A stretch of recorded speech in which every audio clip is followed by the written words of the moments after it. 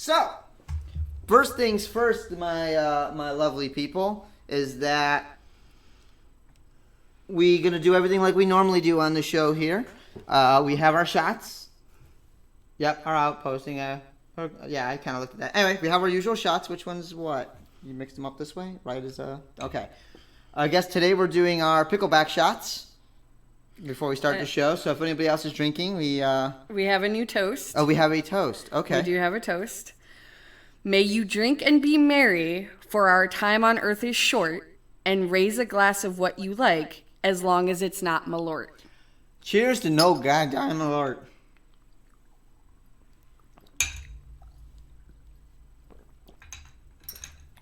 Oh, yummy. Little warm. All right. This is going to be a little indicative. Obviously, some people know who our guest is, but I do know that we do have two special guests today before we start the show proper. And to do such, Dusty White has her glass of old-fashioned. And I'm actually going with straight-up whiskey. Oh, that's a nice sound effect. That was nice. Little monkey shoulder neat.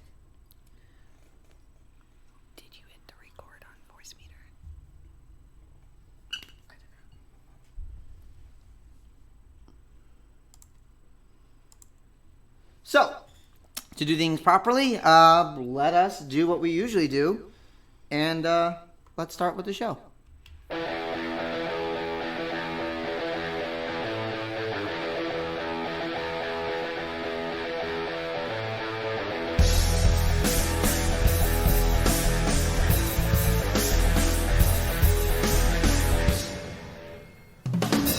Hi there, and welcome to Gray Muzzle Geekery for the week of April 27th, 2020, episode 49.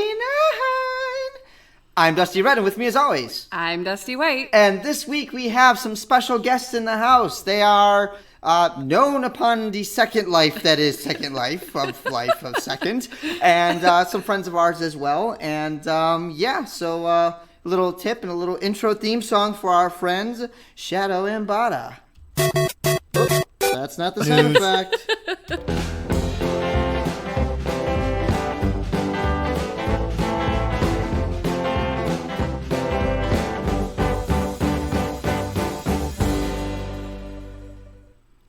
So do we have our guests here? Do we have our guests? Oh, hi. Yay! Hello. There we go. They're in. We could hear them. They are fantastic. Yay! We're hoping. Great intro music. I figured you guys would appreciate the music. You guys have all would know. And those who don't know the song, well, that's our joke. So anyway, it was a nice touch, or is that a bad touch? Of course, absolutely. No, we won't go there. It's a very nice touch, right? All right then. So as I miscued the sound effect earlier, let's go right into this week's news. Science gives homage to magic. Findings were published this month in the Journal of Zoo Systematics and Evolution that has a team of researchers from India naming a new species of green pit vipers, none other than Hogwarts founder himself, Salazar Slytherin. Quite appropriately, of course, because of the founder of the House of Slytherin was a parseltongue, and the symbol, of course, being a snake. The official name being, and I'm going to sound this out, Trimeirasurus salazar, will commonly be called a Salazar pit viper, and they are venomous. Unfortunately, a spokesperson for Slytherin was not available for comment. So, yeah, Slytherin's making its name in zoology. What about your Ravenclaw over there?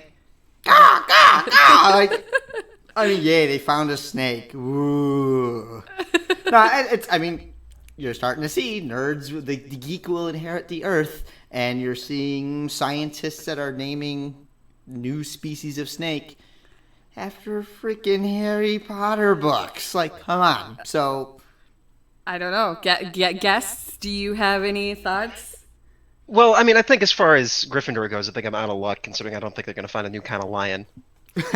Or a griffin, an actual griffin. Yeah. Very true. I guess it just depends on, nobody wants another honey badger in the world either. So, in fairness, the official animal of Scotland is a unicorn. So don't knock your hopes down yet, Bada. We'll get there. Yeah. We could always breed one or genetically modify a griffin. Oh no. No. Oh no. No. No, I think we've already checked off enough items on the apocalypse bingo. To be fair, besides, the closest we get to a unicorn is just a rhino on a diet. Yeah, non-GMO unicorns only, preferably for me here. Oh, that's some good quality eatings. So, that's how you get yourself cursed. but it's free yogurt. But the frogurt is also cursed. Oh, that's bad. All right, so we have starting on May 15th, 2020, Avatar: The Last Airbender will be available to stream on Netflix. Well, at least in the U.S. Netflix officially announced via Twitter that all 3 seasons of the hit show will be arriving on their platform in the next month. The Nickelodeon show premiered in 2005 and ran into 2008, set in a fantasy world where certain individuals were able to harness 4 elements with specialized moves. The Avatar is reborn every generation. It is meant to maintain a balance between elements and their wielders and such. Woogie. Yeah, woogie magic. But the series begins with the fact that the Avatar has been missing from the world for a century. The series has received critical acclaim and garnered a rather passionate... I'm looking here. We already have DJ OK saying I'm going to re-binge that. Yeah, but it's garnered a rather passionate fan base during its run. While M. Night Shyamalan Ding Dong has made a legendarily terrible live-action movie adaptation back in 2010, Netflix is bringing in the series creators Michael DiMartino and Brian Konititsako as executive producers for a Netflix exclusive live-action project. Okay. So you'll actually get a live-action Airbender with the proper creators who actually will take pride in this and not let Shamalama Ding Dong run wild with it. What do you guys think? That's the only part of this that makes me not completely terrified about this prospect. I personally, well, let's start off with the first part of it. The fact that Netflix is or basically showing it, it makes me excited because I watched it several years ago, and I'm definitely down with watching it again, possibly with Red since I've never seen it. It's just such a great show. It's got relatable characters. It's got character growth. It's right up my alley as far as a well-written world and a well-written story, and really great artistic art that's animated well too. Bada, thoughts? Yeah, we actually, it was a little bit weird because yesterday, so we were watching through Stargate Universe, which is a terrible Stargate show. And we're slogging through it because we're completionists and we watched through all the rest of Stargate. And we decided that our reward for finishing this was going to be going through Last Airbender because I've seen it, I've loved it. Shadow's never seen it. And we mentioned that, and then not 30 seconds later, I'm looking at my phone. It's like, oh, hey, we can do it for free. It'd be great. Yep. Free, air quote. Well, yeah, okay, yeah. But I mean, it's at this point, Netflix is just taxes. It's fine. Yeah, exactly. Pretty much. It's definitely kept a lot of people from killing each other, and yeah. Although the side it is a public good. Well, it's funny because you could tell that we live in a quarantine time because it's not a newsworthy story, but it's definitely a case of I was listening to the radio at work, and out of left field was, hey, Z-Quil, or from the makers of Z-Quil, which is your NyQuil non-medicine help sleepy aid. They now have children's gummies Z-Quil. Nothing says pandemic like, hey, little kids. It's 2:30 in the afternoon. Mommy needs her wine. Eat your gummy. So Red kind of told me this last night. I was just like, I kind of can see it. Kids are probably not getting as, overly stimulated or, in theory, they're not having recess with their friends.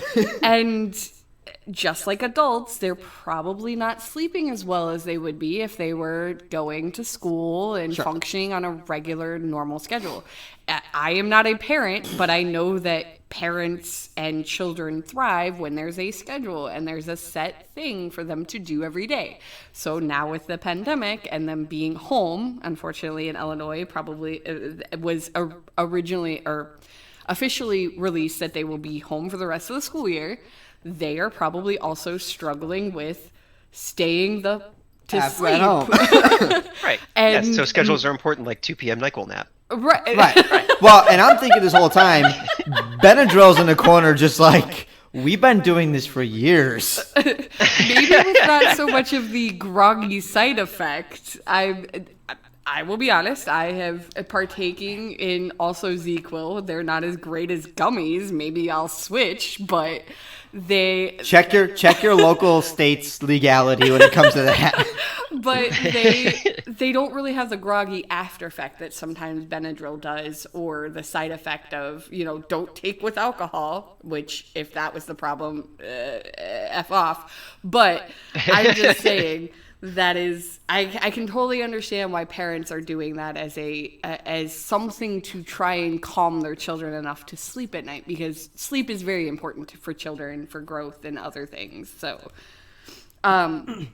to go tangent from that, I guess, are you both a PlayStation 4 owner and practicing social distancing? Well, PlayStation wants to thank you by rewarding you with 2 free games.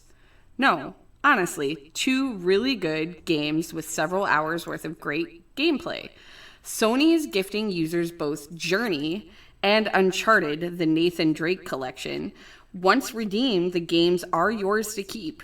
The gifts are able to be redeemed starting April 15th all the way to May 5th and are valid for all users, not just exclusive PlayStation Plus subscribers. So kind of congratulations to PlayStation for setting that up. Like, I am a PlayStation person. I don't really Xbox or console. I've been playing Switch because you own one, but I'm a PlayStation fan, and I kind of dig the fact that they're basically going, oh wait, you need to stay indoors? Here, we will help you do this by giving you these games, and it's not like random game that takes you 30 minutes to play till the end. If you're paying attention to recent news anyway, like, again, we don't get political on this show, but something like Microsoft, I could see them giving away Clorox or Tide Pods. I'm just saying. So I'm all for PlayStation, or I guess I should say Sony, gifting these games. And basically, I really enjoy the fact that you play this for a couple of hours, say the quarantine goes done or whatever, and you got to go back to normal life. They're still allowing you to keep playing it. That's the crux of it. I really enjoy. So for our guest, I'm very curious with everything down. What have you guys been playing? What has been kind of grabbing you guys and really? Because I know, if I'm not mistaken, both of you are PC gamers. What's out there? What's something that you might be able to give some recommendations to some of our listeners here today? Okay, so I'll give one, and then Chad, why don't you give one after me? So the one big thing that we played together actually recently that somebody in the chat, Jim, gave us was called Wander Song. Wander Song is absolutely beautiful. It is a walking simulator, like as close to it as you really can get, but it's absolutely gorgeous. The story is beautiful. The entire aesthetic of the game is just so pretty, and like it's something that just it makes you feel good. So like there's as far as gameplay goes, it's not terribly deep. It's super not challenging. Like it's the kind of game that you really can't lose. But it's less something you play and more something you experience. And so I think especially right now, something that just makes you feel good is awesome. And it's the kind of thing that you can like put as much or as little time into as you want to, because there's a lot to like explore and experience and etc. But like you can blow straight through it in an evening if you really want to. And so that's the big thing that's been stuck with me recently. And before you answer, Shadow, I was just gonna say Red saw that you were playing Wonder Song. He played the preview for it, and I want to know. I am gonna look into this because it's way up my alley as far as a side scroller. I've watched Red play a lot of Vermintide 2 with several of our friends, and first person gaming is not really my thing. I get thrown off by the... Okay, let's call it for what it is. Watching you try to use ASWD and the mouse at the same time is like watching a baby horse walk for the first time. It's adorable. It's just never been my thing. I am not a PC gamer. I've never been a PC gamer. Even the brief amount of time that I played WoW, I was playing by myself. I never did any instances or anything like that. So when I saw the preview to Wandersong, I was like, oh, that's a side scroller. It looks way up my alley. I am all in for that. So what are you playing, Shadow? Well, it really kind of depends on how many people are available, because the big thing is I used to be very much into first-person shooters and, a lot of the more competitive games, and just lately I kind of got out of the groove, and I cannot get back into it. I'm completely useless in these games, like like that Twitch Call of reflex, Duty or the whatever. I'm completely useless. However, there is it's called a GTFO. Mm-hmm. And it's this little squad-based co-op game where you're going and fighting super creepy, spooky-looking critters, and it's sort of a stealth game, so it's extremely challenging, but it's not getting trounced by people that are just significantly better at the game than you. It's more of like a puzzle game that's a first-person shooter. You're trying to solve how to sneak around and get through this trap and, survive, basically. But it's dependent on having 3 or 4 very coordinated people. So, it might not be a good thing depending on, if you can get your squad together. So in light of that, in the rest of my downtime, I've gotten back into Cities Skylines because it's been interesting being able to build your own little society in the midst of society being otherwise shut down. Awesome. I like how the 2 recommendations we gave were just polar opposites. One's like the ultimate feel good, and the other one's like, if you want to shit your pants, like play this one. Like I've seen a bit of GTFO as well, and even the group that I play Vermintide with, we talked about possibly getting it and realized that we would not take it serious enough. Where that is a game you need to take seriously, like in the sense of you can have fun with it, you have a good time, but Leroy Jenkins could ruin the game in a heartbeat. Oh, absolutely, yeah. Absolutely. Real quick, I do want to say welcome, Alex White Chats. You said you were new, so welcome and enjoy, guys. So yes, I'm enjoying the fact that PlayStation or Sony is giving those gifts away, and gaming is super important and definitely a essential service. Essential services. Unfortunately, I do have some news to announce when it comes to Nintendo. So Nintendo is disabling the ability to log into your Nintendo account through a Nintendo Network ID after 160,000 accounts may have been accessed during a breach that started at the beginning of April. Nicknames, date of birth, country, and email addresses have been accessed by the breach, and some accounts have experienced fraudulent charges. Nintendo is recommending that all users enable 2-factor authentication, which in fairness is something everyone should be using on any online account anyway. Passwords are being reset. Nintendo is disabling the ability to log in to a main Nintendo account through their Nintendo Network ID. And most of these NNIDs were used for 3DS and Wii U devices. However, some users of the Switch console linked their current account to that old NNID, which then puts their current account at risk. Affected users will be notified via email, and the company is warning that if you use the same password for an NNID and a Nintendo account, then your information may have been illegally used at My Nintendo Store or at the Nintendo eShop. I looked into a little bit more, and fittingly, this obviously comes at a time when Animal Crossing New Horizons is selling like hotcakes, because players from Animal Crossing New Leaf are making the jump from the 3DS to the Switch, and they're bringing along their old accounts and their old information. So I know both of you guys are tech guys. I assume it's just 2-factor authenticate your stuff, you idiots. Yeah, pretty much. And this is It's part of like a kind of a crappy trend from Nintendo because like overall, even though like they've like their first online service was like 15 years ago at this point, they've just never had a good one. Both from a UI perspective to a security perspective, like they've just never managed to get it right. Like every other aspect of games, they're so good at. Like it's an art form for them, and then when it comes to online services, they just phone it in over and over. It's wild. So I personally kind of threw this link up in our where we kind of track our news stuff, and specifically put it up there because I figured that was the reason why Red has been having notification after notification from Google basically saying, hey, somebody's trying to hack your account. Nope. It's just somebody from Vietnam very determined to hack my account. Well, air quote Vietnam. And yeah, I obviously two-factor authentication, whatever, all my stuff. So my phone will let me know, hey, someone's curious. They want to browse your Amazon list. Okay. Yeah. I ironically only ever had my Fitbit hacked, weirdly. So I've never experienced. Are they stealing your steps? I guess maybe. I apologize. You're not gonna burn much calories. Sorry, brah.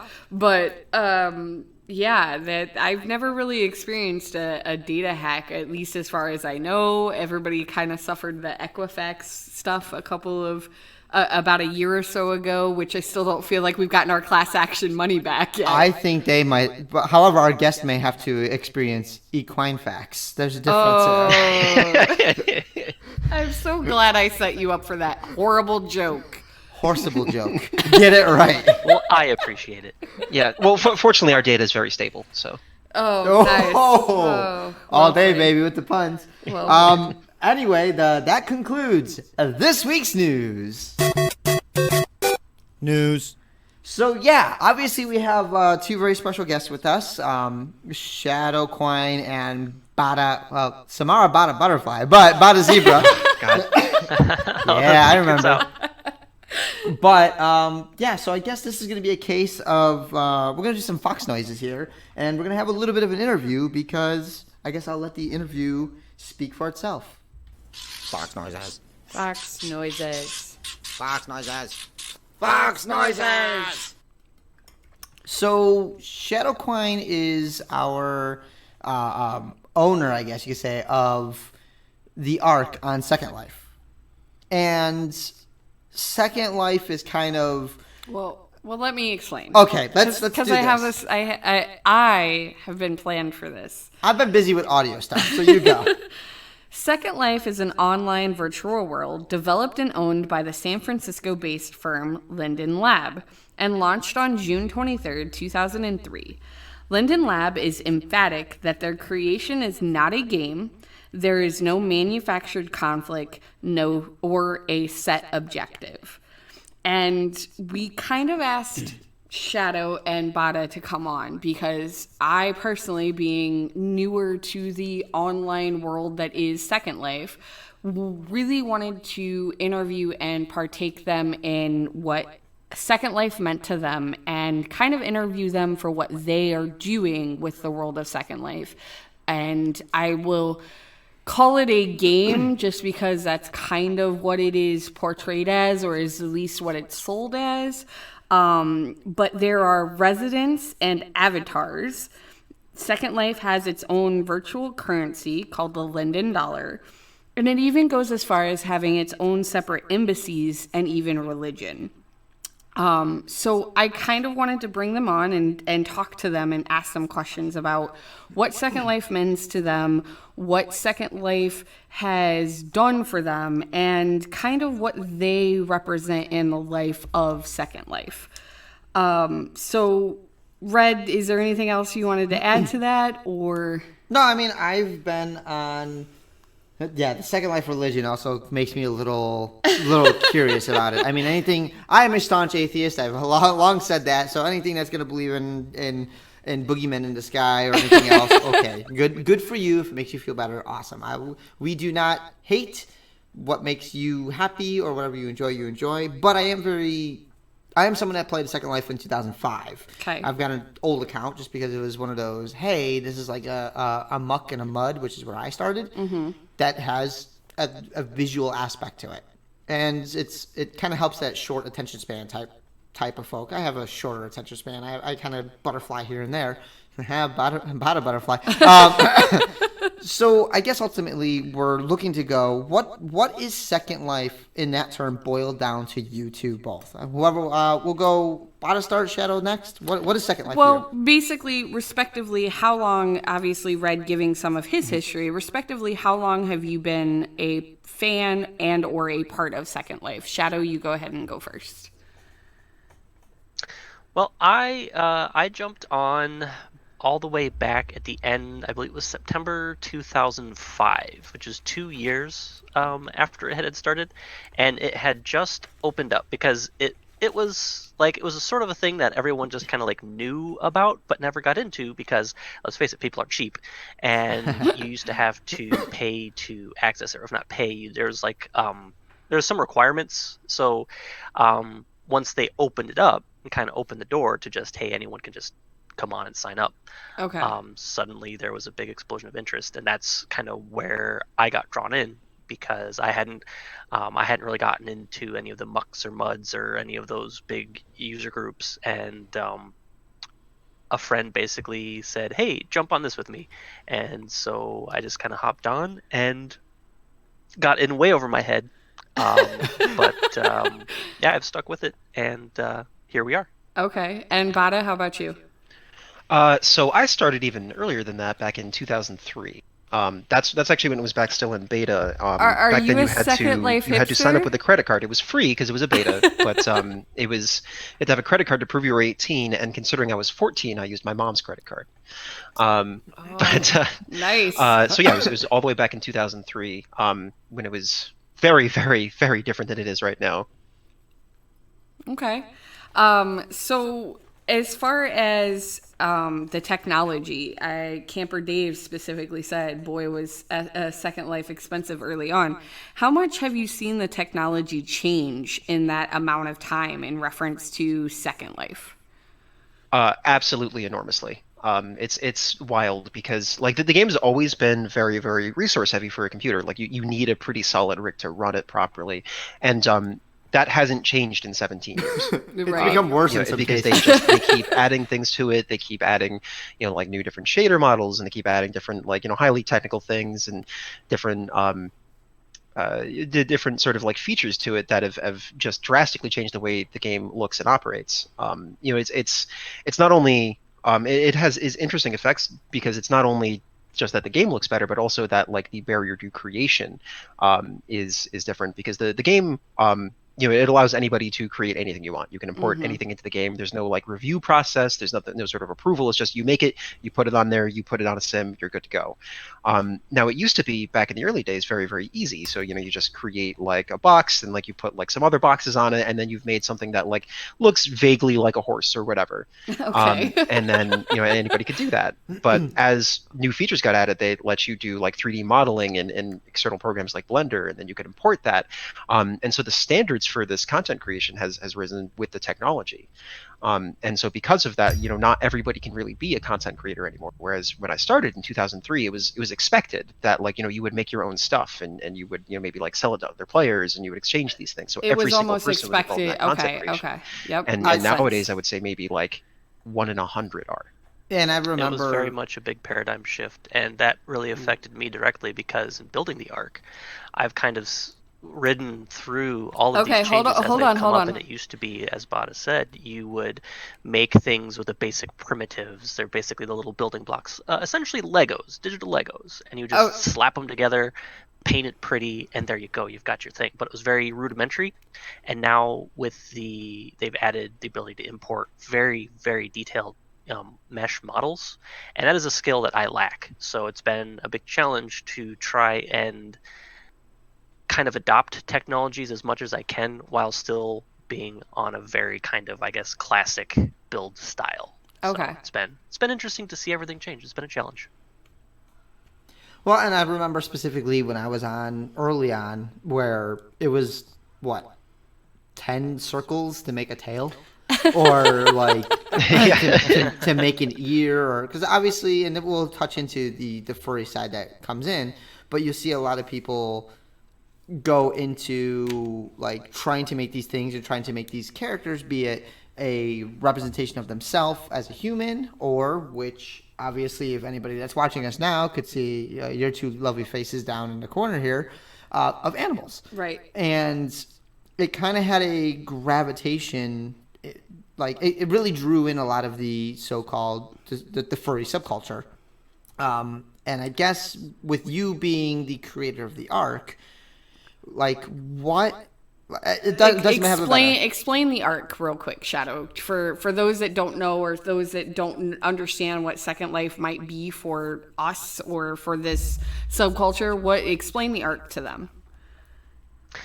So, a very simple primer on what the arc is and how you can understand what it is because I can just say, oh, it's a nightclub. Sure. Like, okay, well, what does that mean? Well, basically, Second Life is a wide open blank slate. Everything in the entire game is created by people. That's the buildings, the locations, the sims. Sim is basically, where stuff is. It's the ground, it's the land. And everything is just a big flat box until someone goes in and they edit the terrain and make a mountain. And then they build a building and then they slap a building on it. And now you've got this place in Second Life and everything in it, all the furniture, everything has been made by someone, uploaded. So basically what the arc is it's a little slice of that I have built a little furry hangout, and I've basically been building it myself for the last, let's see, I think it was 2006, so about 14 years now. I've been running this little slice of Second Life. The arc is a or I guess it's not preteen. The arc is a teenager with an attitude problem, probably by this point. When you sit back on it, and when you sit back and think on it, for both of you, Bada and Shadow, how significant has Second Life affected your life? It's been a huge driving force in my social life, especially. I would say, either directly or indirectly, almost every single person that I interact with on a daily basis is because of Second Life at some level. It's kind of the point where two separate relationships I've been in, including this one, have been started because of Second Life. I live where I do because of the people I met through it. And so then because of that, that's why I know everyone else I know, locally. I'm sorry. Almost everybody I talk to on the internet is through Second Life at this point. It's not, the only thing I do, but like everything else that I do is essentially driven by the people that I've met through it.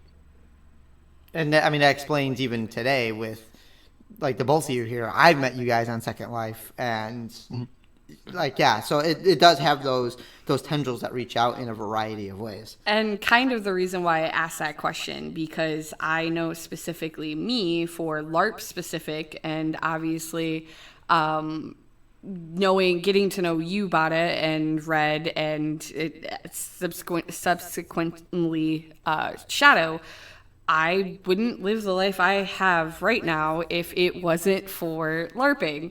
And I not to sell yourself short there, Shadow, but what is Second Life for you? I mean, obviously, Bada kind of said that's how you guys met as well, but what does Second Life mean for you, as well as kind of what you, being the creator of the arc, what other lives have you guys affected as well? So what does it mean for me personally?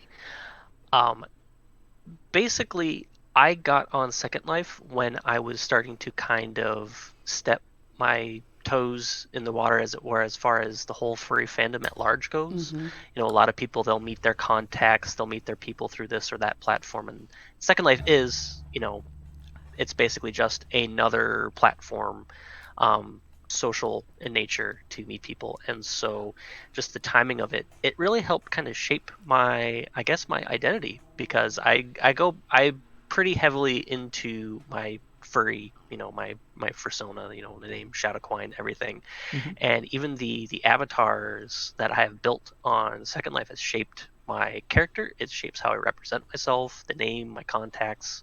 It's kind of built every aspect of my social circles. So for me, it's very important. Okay. It's Go ahead, Bada. Yeah, I was going to say it really is very interesting how that can kind of backfeed. You put yourself into like your Second Life avatar, and then you do something to it, and maybe that feeds back into what you do in real life. It's like, oh, maybe I could try doing my hair that way, or fashion choices. I know for a lot of people that has that sort of like feedback cycle. Yeah, I I mean, will obviously, say I'm my avatar currently wearing dresses my shirt from Second nicer Life. than I do. Yeah. So how has so kind of skipping ahead here, how has for both of you specifically, because you guys do help run the Arc and host, how has the pandemic affected the virtual world? Has Second Life, a company, done anything to help? Have you, as moderators, thought of things to kind of keep people engaged, to keep them, coming back? Obviously, you host events and things like that. But how do you feel that, if any, do you feel like it's changed for the pandemic itself? So as far as the pandemic goes, I mean, the obvious answer there is that we've seen a lot more traffic. Okay. Just at the Arc and on Second Life in general. It's not like night and day, but there's definitely been an uptick. As far as like what we've done, so like we have, obviously we have the Arc as a community, we have our Discord set up, and so like for example, one thing we're doing is like we're doing movie nights with people on Sunday nights. So we watch movie nights there together. We have this whole community of people that are close. People have been around more, and it's been, I know for a lot of people, really instrumental in helping avoid the feeling of isolation Absolutely. that comes with, well, isolation. So I think for that it's been really important for a lot of people. Both the Arc and then Second Life in general. Absolutely. I think one night and day difference has been um, kind of the return of people that looked at Second Life, 3, 4, 5, maybe even 10 years ago, and they said, "Oh, that's neat," and then they just kind of put it on the shelf. And Mm-hmm. now all of a sudden they're kind of stuck at home, and they're kind of dusting it off and coming back in and saying, "Holy crap, everything's so different, everything's so new." And I've been seeing a huge surge in little groups popping up and getting their Twitter followers to join them, and actually doing like little, "Hey, here, we're doing an onboarding session, come and I'll show you how to Second Life," and doing the things. In fact, Bada and I have even been kind of gearing up to hopefully start doing Second Life scripting classes. It's basically the coding language that drives how things work and operate on Second Life. Yeah, that's another interesting point there actually about the scripting, is that that's actually another way that Second Life has dramatically impacted my life, is that so like I'm a programmer by trade. That's what I do for a living. I work for a real big like Fortune 50 company, and I code. And how I got my start was back when I was 14. I was on Second Life, and I wanted my little plywood boxes that I was building and whatnot to do funny things and interact with people, etc. And so I Okay. was like, okay, I'll sit down and try to learn the scripting language, and that kind of like gave me like probably my primary hobby interest for presumably the rest of my life. That's it's what I do for a living. So Right. without Second Life, I don't know if that would have happened. Okay. Do you ever have concern of that bleed over burnout? Of One more time. Well, do you ever have that concern of that bleed over burnout where it's Oh, because it's your absolutely, work, yeah. it's I also have something I you enjoy? have a ton of different personal projects that I just haven't really found the time for, because like since I've gotten into it as a profession, my hobby work has definitely suffered. But I always manage to find time for it, because it's something that for me is extremely fulfilling, especially in Second Life, because one of the things about coding, and especially getting into it, that's really difficult, is that it's hard to come up with ideas, and it's hard to have things that are tangible that you can really produce by just programming alone. But in Second Life, it's like if you want something that you can actually like see and do something with, you can actually have objects doing things when you Mm-hmm. program them. So it's really easy to see immediate results. So it's less rubber ducking and more prim ducking. Yeah. Basically, yeah. Yep. So obviously Second Life has many layers, and the arc being what it is let's, as Red would like to say, call a spade a spade, but is furry. What are some of the trends you see coming and going in the fandom as far as the arc is concerned, or Second Life in general? So I guess, see, that's kind of a hard question, because now are you asking trends in furry as far as like furry spheres in general, or just within Second Life? Because I would it is stick it fascinating to towards see some things kind of bleed out of Second Life, okay. and you'll see things in, like, you'll see someone's character, or you'll see a fursuit at a convention, and these are things that are specifically furry, but there are some things that are very specifically Second Life, and you'll walk up and be like, hey, that is a really cool, like, you'll see a fursuiter, and it's like, that's a real cool Jex, and like, yeah, it's great, I love it. It's like, oh, so do you play Second Life? It's like, second what? And it's these things that were, they became a thing. They don't exist anywhere but Second Life, and it somehow has found its way into just the general public, and people have adopted it, and that's been very fascinating to see. As far as trends on Second Life, it's just like fashion. It's really because the nature of Second Life today is nowhere near what it was, 10, 15 years ago, where it used to be everyone, everyone was 9 out of 10 people were some kind of a content creator. They were a scripter, they were a texture artist, they built things. Nowadays, it's 1 in 100 as a creator. Everyone else is just there. They're shopping marketplace. They're consuming avatars people are putting out. And to find someone that's actually making that content is extremely rare now. And now it's just like fashion, where you'll get like the latest generation of this avatar, this really cool head, and then all of the brand new mods that come out from it. And then, if it gets really popular, it'll stick around, but sometimes it'll be something that's just kind of a flash in the pan, where you see this new avatar come out and everyone has it for a week. And then after that, it's just, no one even knows it exists anymore. So Got it. it's become the same circles you would expect to see in like fashion magazines now. Okay. It's a really interesting sort of facet of Second Life is specifically that that like people, because it is a virtual world, you can change like your appearance top to bottom completely. And some people never do. Some people like pick an avatar and they stick with it. Maybe they'll wear like a different shirt or something. But outside of that, like that's who they are, and it's very stable. I feel targeted. And then you have other people that like, they change their entire body or gender or anything like that, top to bottom, just as like a fashion choice. So today they might be like some shark dude. Tomorrow they might be some bunny lady, whatever. And it's just like changing an outfit. Okay. I guess kind of my segue into more of what like the furry community is and what some of the trends we've been seeing in furry, because Red kind of called out there's almost a surge in either Twitter or some other, and again, my experience with Second Life is limited. I've been on a handful of times. I identify as an elephant, and I enjoy being on Second Life for sure, especially when Shadow's spinning 80s hits like he does. Yeah, the 80s music I'm all down for. Like, I am there for the 80s tunes. Hall & Oates is the greatest duet in music history. Fight me. I won't disagree. So I kind of wanted to segue towards what, obviously you guys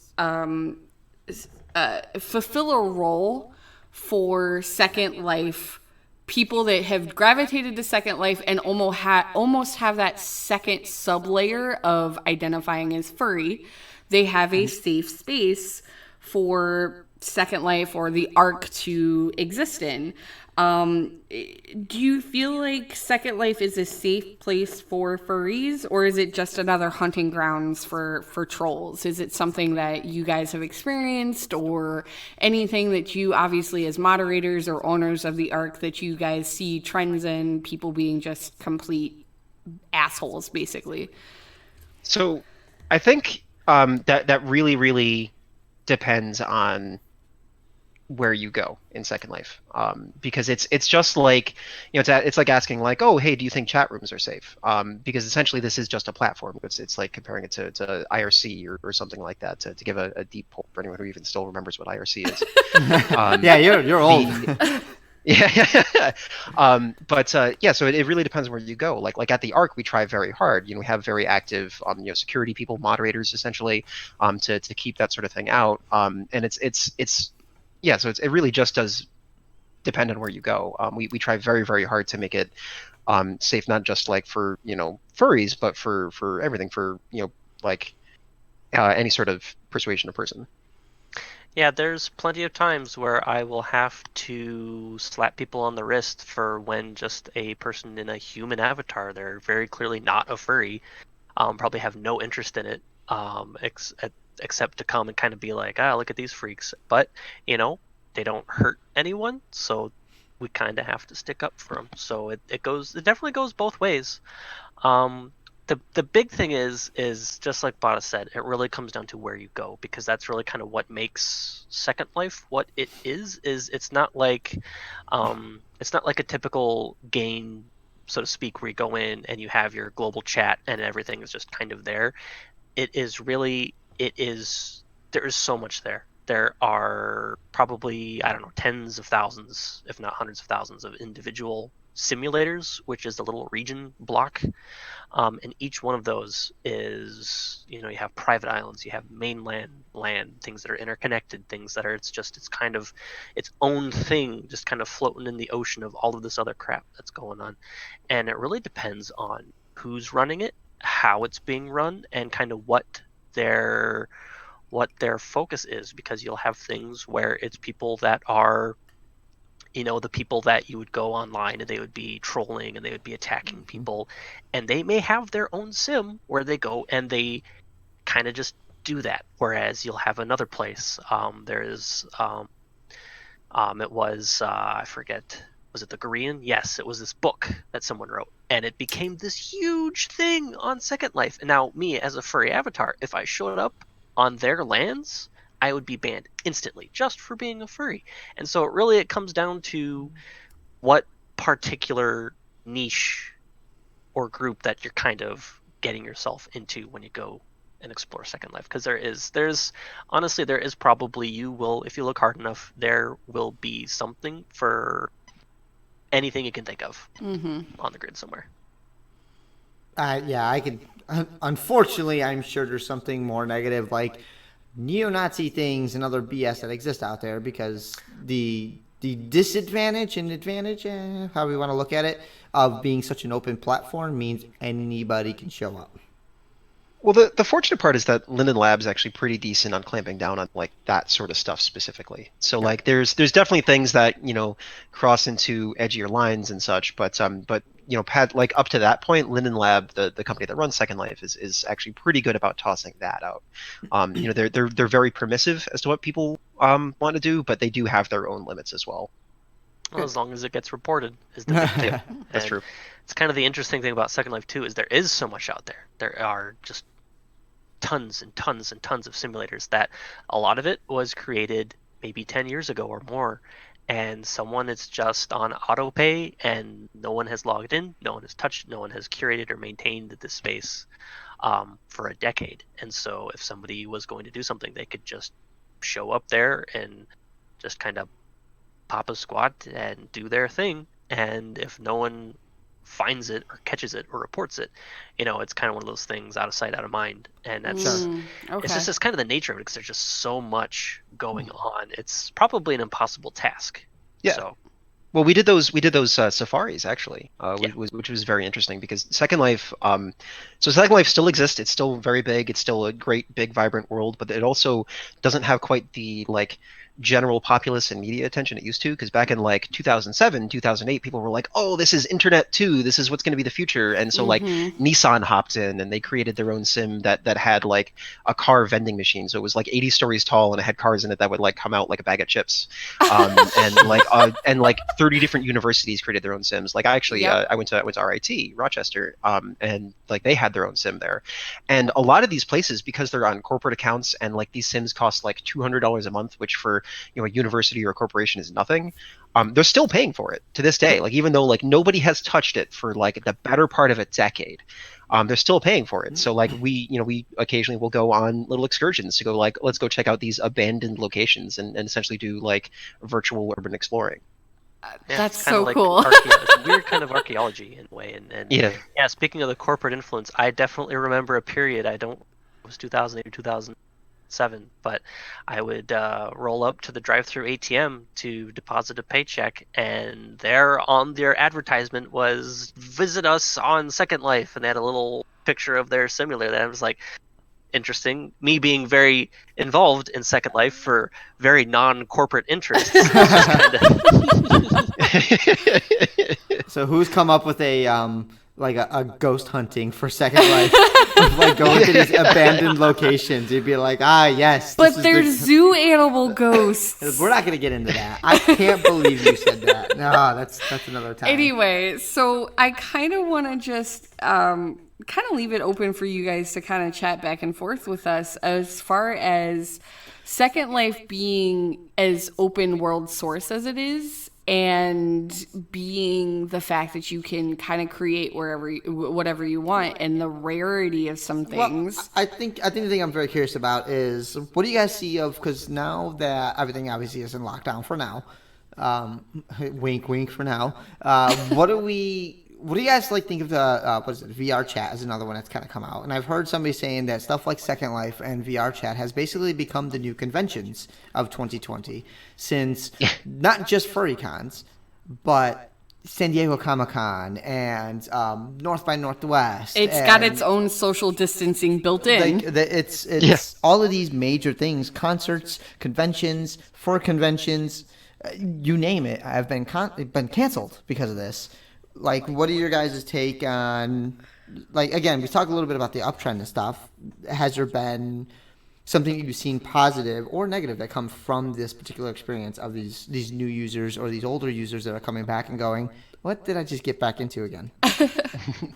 Well, so I think that was a really interesting point there about it being the new convention, because I mean, it does sort of share a similar thing with like a FurCon or with a San Diego Comic-Con, where like you can, it's a safe place to sort of express yourself and to put on costumes and things like that. The costumes are a little bit different, obviously, but I guess it does share pretty strong similarities there. As far as VR chat goes, it's something I don't ever see replacing Second Life, because Second Life is something that can be just so incredibly social, and also has just the sort of breadth of expression that VR chat doesn't have. Because VR chat is a lot more restricted as far as like what you can actually really like do with these different assets that get uploaded. It's something that you have to be fully invested and fully immersed in the entire time, whereas Second Life is something that people can like have up while they're doing other things. And not to mention that the barrier to entry is so much lower to Second Life. You could just sign up for it and go ahead, whereas VR chat, you have to have an $800 piece of equipment for that. You need to have a machine that can run VR. You need to have a space that you can do VR in. Second Life, you sit down at your computer, and as long as it exists sometime in the last like 10 years, then you're good to go. You turn your settings down, but you'll still be able to get in. I'm laptop. able to, at least log in and interact with people on my laptop versus my actual like desktop that's in my current rented room. Your other abode. Right. Yeah. It is an interesting thing about VR chat though, in that, and I guess in a way Second Life as well, is it really comes down to what you are looking to get out of it. Because running the Arc, I see quite often people will come in and they say, "Oh, I'm bored. I have no idea what to do here. This game sucks." And it's like, well, it's not a game in so much it's a social platform. So you gotta come in, talk to people, kind of put yourself out there, and just kind of get engaged in things. And I think a lot of people, depending on what they want to get out, I think there's this drive for people to kind of just be themselves and act around and goof off, where that kind of behavior doesn't click. They can't really get into Second Life. They lose interest in it way too quickly. And I see a lot of those people are diving in headfirst into VR chat, because in VR chat it's very one-on-one. You're actually acting out your character, because a lot of people, they're doing the full body tracking with the different sensors, and so everything they're doing in their virtual space, they are doing themselves, and it's a lot more interactive and probably immersive experience.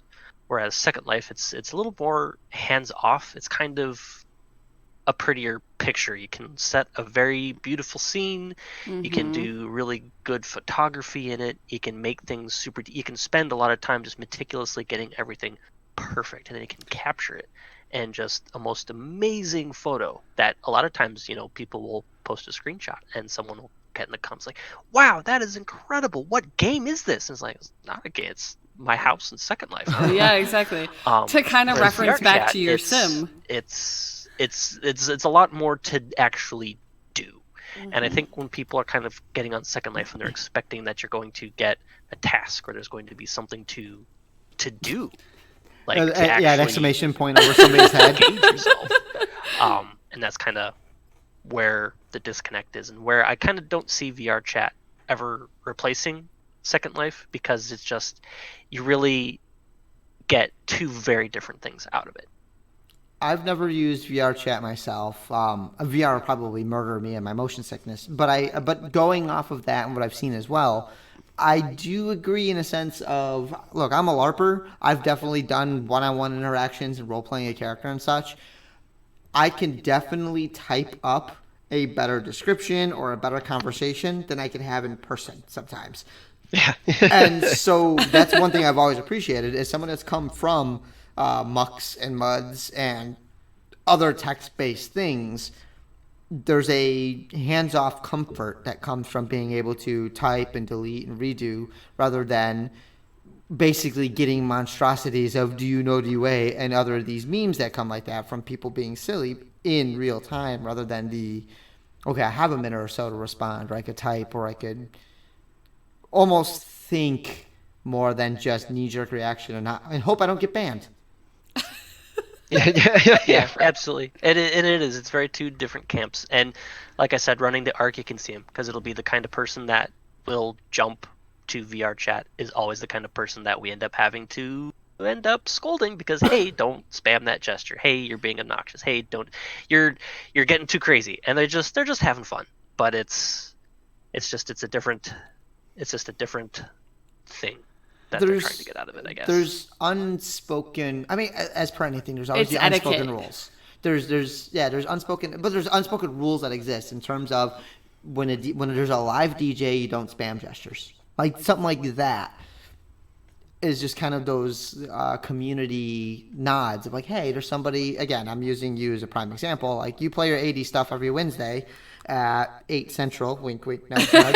And I try to be on when I'm available. I try to jump on, and you obviously greet me with "Rich Girl." I don't know if it's you're calling me out or just I'm not an a homage. Rich Girl. But I love a song, and I like that interaction with the DJ, that interaction with somebody. Because I used to DJ back in the day. I know for your club specifically, I was DJ Fuzzbutt. I think it was Yes. DJ Fuzzbutt. Yep. And then I think at Paw Prince back in the day was DJ Dusty. But just being able to do music like that, it kind of was my first foray into radioing, broadcasting, DJing, whatever you want to call it, where I had to figure out the setup. I had to figure out how to do this and talk into a mic and get the fake radio voice going on. And, hey, welcome to DJ. I feel so called out right now. Oh, we can barely hear you sometimes anyway, Shadow. It's okay. My favorite is the song that comes on, and then like 2 minutes of the song, and then like, I forgot to mute myself. I still do that. So to kind of segue away from Second Life and kind of go more because you guys are my community. You read Shadow, Bada, Kane, Neville, some of these other people I've gone to conventions with.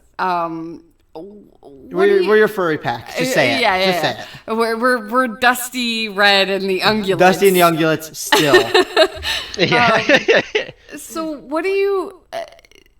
I feel, and I guess this is kind of the segue towards what we were talking about earlier this week as far as Beastars, but what do you guys feel about some of the new trends going on with furry? Like, do you feel like it's kind of segueing back to like Beastars? Let's just talk about what the elephant in the room.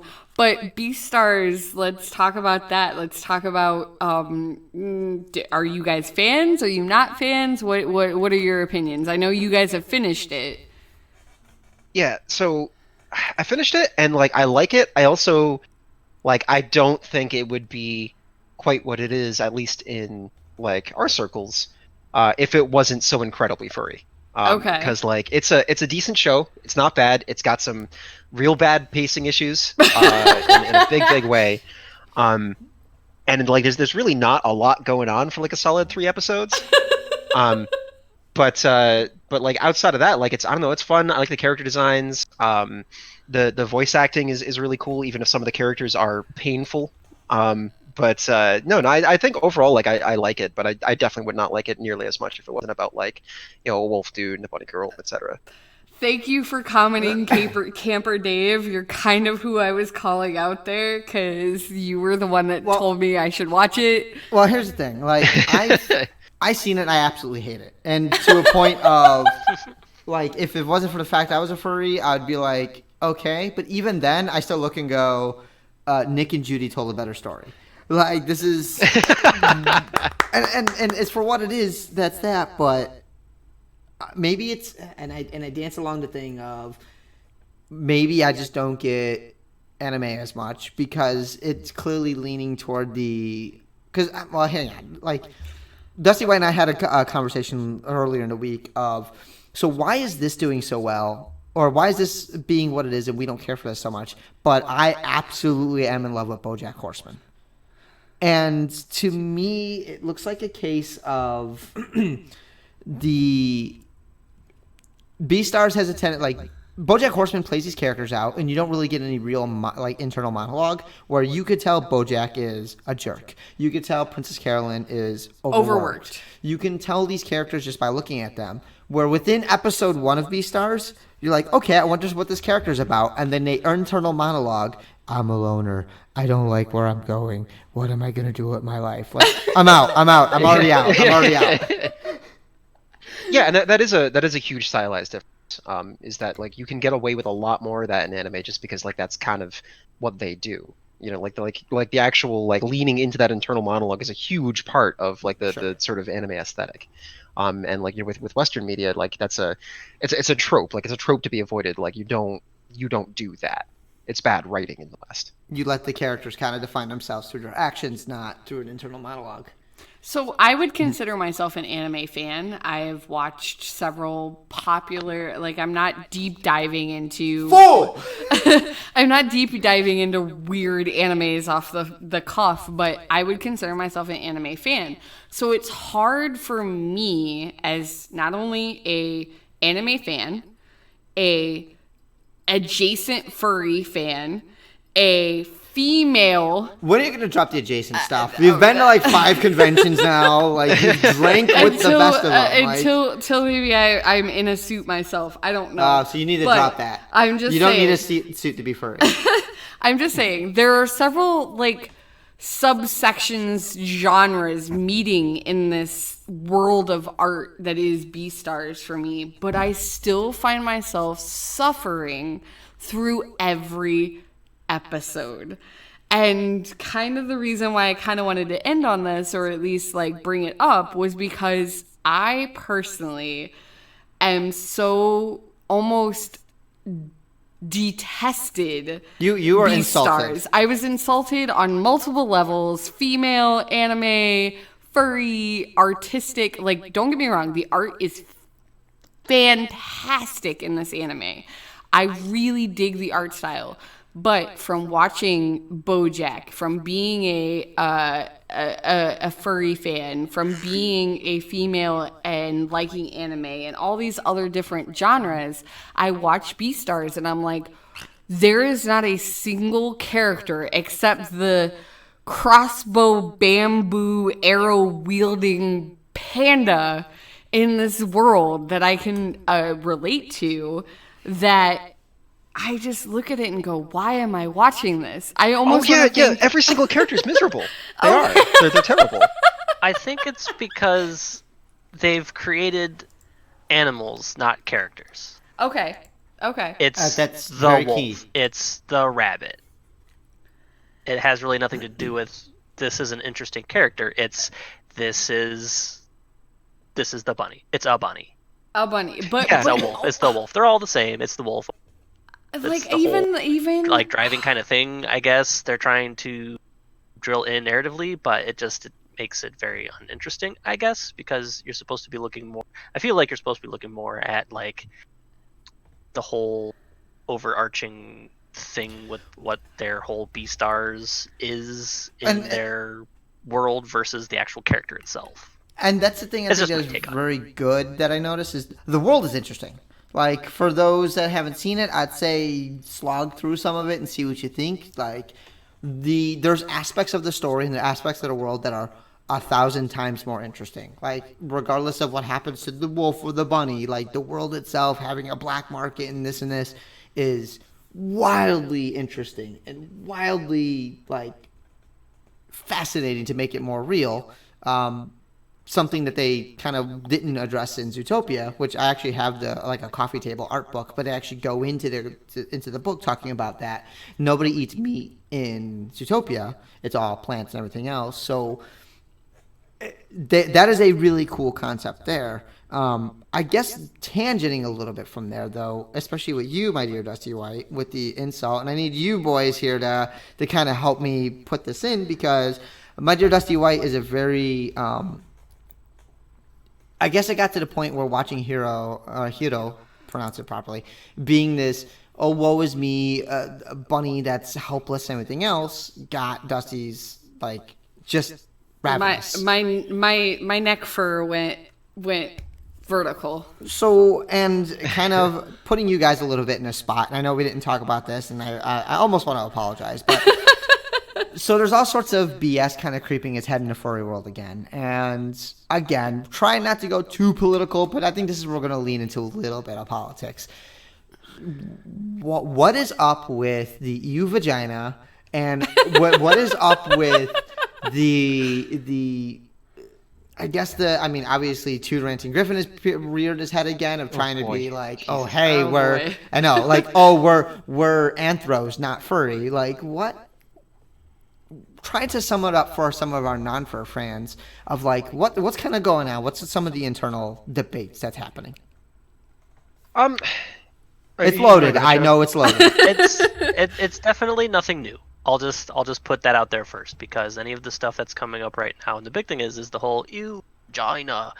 That's not so much unique to furry. That's just, I guess, kind of the ugly side of that side of gay culture, where people are just squicked out by, ew, it's a girl. And that's just kind of how people react to that, which is extremely disappointing. But that has been a thing for probably longer than I have been alive. Sure. And it's certainly not unique to furry. Yeah, it goes back to Rome. Like, it's as where it keeps coming up, I think we see it more, and we're just much more painfully aware of every little detail about it. And every Sure. time it crops up, just because the nature of social media, everything's become always on. It's instant communication, instant feedback. So when someone says something, everyone knows instantly. So it's not that this stuff is new, it's just everyone knows now. Which, conversely, it's being very beneficial in that everyone knows now. So furry can do what it does and kind of self-police that to some degree, where people complain, oh, call out culture and blah blah. But it's really it's self-policing. It's a healthy I reaction 100% agree. where people are basically kind of standing up to that crap and making people feel like shit for it, as they should. And it's a good result. I would like net to positive, I guess. mention As Skylar far Ringtail. as the two Griffin thing, though, that is a long story we do not have time for. But to sum that up, that is also not a new phenomenon, because I don't know if anyone remembers this burned furs movement. Yep. From, I don't remember if it was the early 90s or something, but it was a while ago, where there were two camps in the fandom where people were, oh, it's too sexual, there's too much adult everything, it's this wholesome, family friendly, and out with the kink, out with the adult, oh, adult art, oh, boo. And people are just like, you're dumb, go away. And so they kind of decided, oh, well, we're going to start our own fandom, and started making bulletin boards for the burn furs, and started doing their own little groups and meetups. And it all just kind of fizzled out because it was just angry, upset people that just couldn't get anyone to listen to them because they were frankly just being dumb. But If I may for a second, Shadow, would you say that they're making their own fandom without blackjack and hookers? yeah, actually, factually, yes.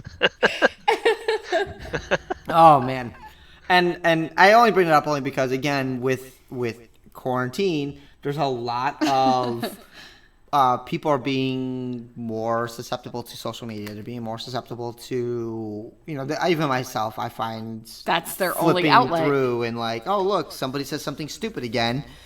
I know better than to look at this, but I'm going to unblock you for a minute just because this is too stupid and entertaining. So it is, I guess, for those and again, everybody involved too, is the case of like, bear in mind to fact check, to pay attention to what's going on. Even after these episodes, we put a point to like anything about COVID stuff, like check the CDC. Don't listen to your media. Don't listen to your news. You can say the same thing with a lot of furry culture or a lot of other cultures that are out there that fact check, talk to your, I guess, I don't want to say representatives, but like Talk to smart people. talk to outstanding members of those communities, which is why I wanted to talk to Shadow and Bada, because they are very knowledgeable in Second Life and what is Second Life and what benefits there are, especially now with social isolation of, I'm part of this Discord chat as well, and seeing the movies up there, seeing you guys have multiple games being played at the same time, from GTFO, from Risk of Rain 2 has been played a lot lately. Oh, that's a big one right now, yeah. I got that. I got to join you guys in the near future. It is an enormous amount of fun. And it's such a click and go. Oh my goodness, game. That is the equivalent of Diablo click and go. But the communities within that really make things for the better and look forward to go and see, hey, let's go play this, let's go do this. Yeah, we're all isolated, but we're able to have these conversations. We're able to play these games together. We're able to look and go, okay, fine. It helps that you two in particular as well are the they're functional furries. We'll say that. You guys are, you can carry on a conversation with anyone. You have multiple skills and talents and stuff. So again, I guess to wrap it all up and around before we bid adieu for tonight, anything you want to say about Second Life? Anything you guys want to pimp for yourselves? Anything that you want to kind of let people know of, like, hey, try this or don't try this? Yeah, actually, I would say for Second Life, if it's something that you've ever been remotely considering, I would recommend taking your time with it, and more importantly, find someone to introduce you to it.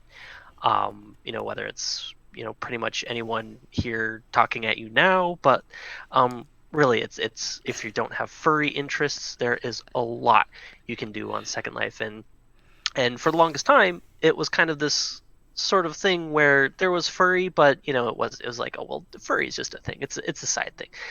We've kind of claimed a pretty significant slice of it, that there are now actual like furry categories when you sign up for your account. There is like a furry selection. There's furry categories in the marketplace. So it's definitely established now, but it is definitely not all there is to it. It's just kind of the nature of we are all furries, so you're kind of getting that by our interests by proxy, but there is so much to do, and there's definitely more than you can go on for an hour explaining what you can do and what you can get out of Second Life. So I mean, at the very least, take a look, but definitely find a guide. Yeah, and absolutely, it's. I mean, now's a great time to get into. I've definitely heard a lot of people say Second Life. That died a while ago. No, it's still very active. A lot of people on there. We personally have a great community running. There's a lot of other great ones out there too. If anybody does want help getting into it, feel free to reach out to me. I'm Bada Zebra on Twitter. And outside of that, just go for it. Give it a try. All right, and again, I want to thank Bada Zebra and Shadowquine of Second Life, and I guess general local furs of the Chicagoland or Midwest area. A lot of times we need conventions to happen again soon because, again, I got my scotch here. I'm going light. It's the closest thing to bourbon. It's like that soft step because I don't like smoke. I don't like smoke in my drink. I do enough campsites to deal with that. But no, I've definitely had a lot of good times with you guys too, going to a variety of conventions and having like Second Life parties at conventions as well, meeting people who are local and like on a virtual world, literally thinking we're hundreds of miles apart when you could be within the same zip code, and just being able to reach out through this community, which is best way to put it. It is a community like anything else, like with the fellow LARPers, like with anime fans and video gamers and everything else.